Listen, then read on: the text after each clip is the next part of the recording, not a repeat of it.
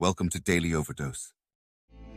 Every single day that we wake up, we have been gifted the opportunity of choice. You can choose to be happy or you can choose to be sad. I don't care what your situation is. You should never allow your situation to define who you are as a person. The outside is the physical manifestation of what goes on inside the brain. Things do not just happen. No one just rear-ends your car. You don't just become broke. Broke is a mindset. Things don't just happen. Your pocketbook is not just below balance or on zero. You're not just overweight, just by chance you're just overweight. Things don't just happen. Your words can trip you. What you say can cause you to stumble. It can keep you from your potential. You're not snared by what you think. Negative thoughts come to us all. When you speak them out, you give them life. That's when they become a reality. When you say, I'll never get back in shape, it becomes more difficult. You just made it harder. When you say, I never get any good breaks, that stops the favor that was ordained for you. If you say, I'm not that talented, I don't have a good personality, that is setting the limits for your life. That is calling in mediocrity. So the recognition that negative thinking and unhappy states actually do nothing to change anything. If anything, they make it worse. So if there's enough awareness and you can suddenly look at that, and then you can ask yourself from the deeper perspective of awareness, do I want to continue to think these thoughts? Is that helpful or good? Do I really want that? Ask yourself, what is my limiting step?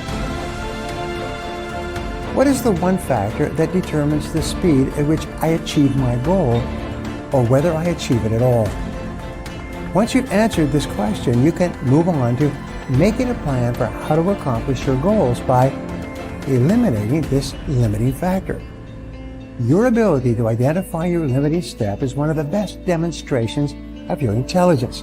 And your capacity to eliminate this limiting step is one of the best demonstrations of your overall competence in achieving anything you want. It's our thoughts that are manifesting this world. Now you could say that's a spiritual thing, and now I say not only is it spiritual, now it is fundamental basic science of the universe. And it says then the thoughts are creative. Well, if the thoughts are creative, then who is having the thought? And you start to realize, I'm having the thought. Well, then the truth is simple. As Richard Conn Henry said, you are creating this world with your mental activity and your spirituality combined. And then all of a sudden it says, well, then if I'm creating the world, then my original belief that when things didn't go right, I was a victim. The universe wasn't supporting me. You know, it's like, oh, I try so hard and the universe is not giving me things. It turns 180 degrees around. And it basically says this: we are creating this world. And then I say your mind is creating this world.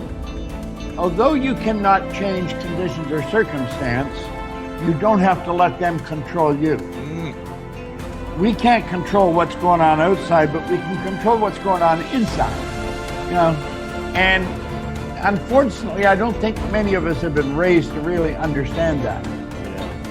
And it's a lack of understanding that's causing all our problems. We are the only creature on the planet that's totally disoriented in our environment. All the little squirrels, the birds, all the animals are completely at home in their environment. They blend in. You and I are totally disoriented in our environment. We've been given the mental faculties to create our own environment. However, we go right through school and we've never learned that. We have higher faculties, and the average person has no knowledge of how to operate with them, how to develop them. We have perception, the will, reason, imagination, memory, and intuition. Now, those mental faculties, they're not just words, they're actually mental faculties that we can use to take control over our world and to create the environment that we want.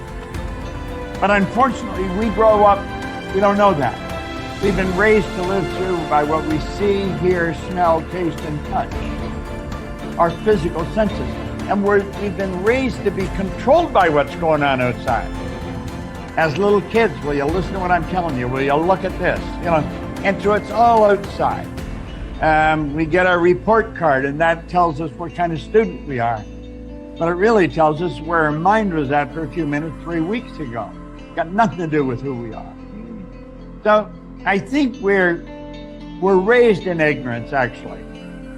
There's a very small percentage of the population that have a reasonably clear understanding of who they are and what they're capable of doing. But the ones that do are in the minority. People think that the purpose of memory is to remember the past. And that's not the purpose of memory. The purpose of memory is to extract out from the past lessons to structure the future. And that's the purpose of personal memory.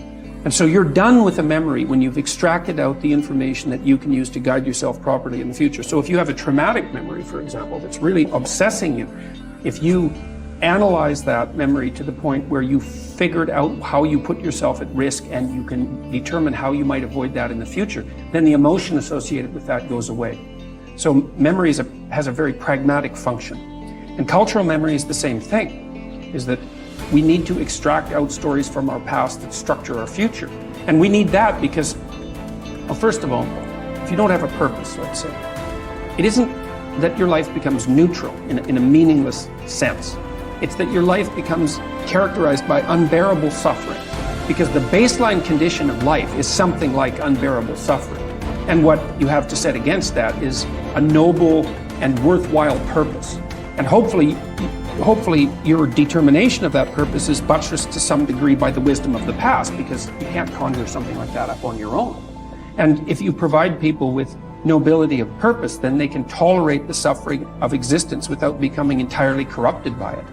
And cultures that don't do that, it isn't even so much that they die, it's that cultures that don't do that are dead. They're done. They don't have a story anymore. They don't have a call to adventure. And then everyone suffers stupidly as a consequence. It's a very bad thing. So Churchill made the same observation that many of the great psychologists and philosophers made in the early part of the 20th century. It's like, bring the story forward and propagate it and make it the most noble possible story. And then you motivate people to transcend themselves, which they need to do. So yes, he's exactly right in his diagnosis. In order for us to become abundant, we have to overcome the old personality. And that's 95% of who we are, right? Yes.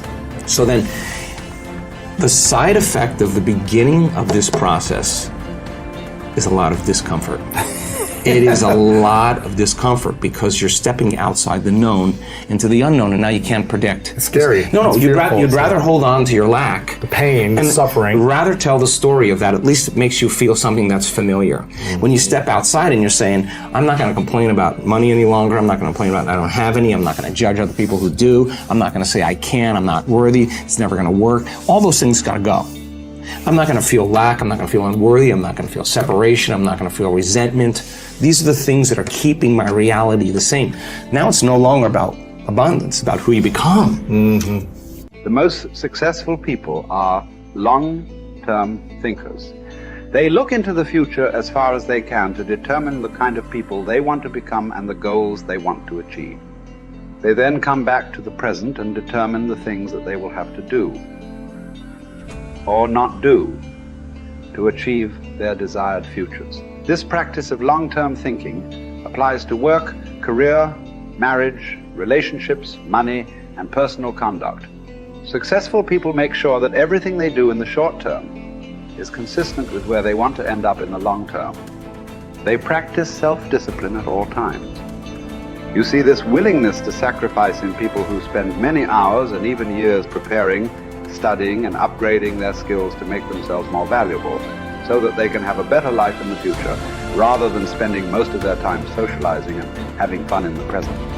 Your ability to think, plan, and work hard in the short term and to discipline yourself to do what is right and necessary before you do what is fun and easy is the key to creating a wonderful future for yourself.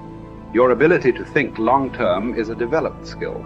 As you get better at it, you become more able to predict with increasing accuracy what is likely to happen to you in the future as the result of your actions in the present. This is a quality of the superior thinker.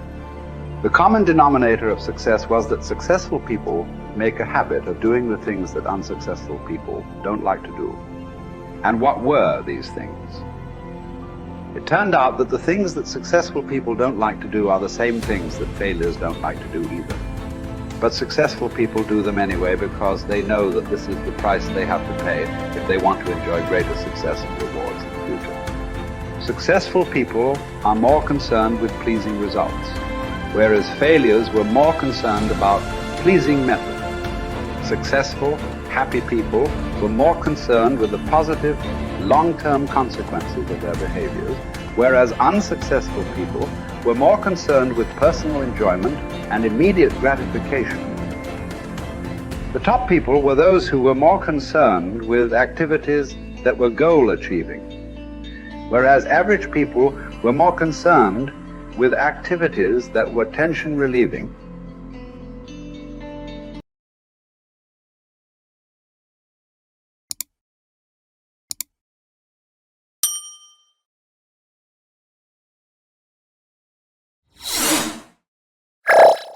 Thank you for watching our videos. Please like and subscribe to our channel so you won't miss another video.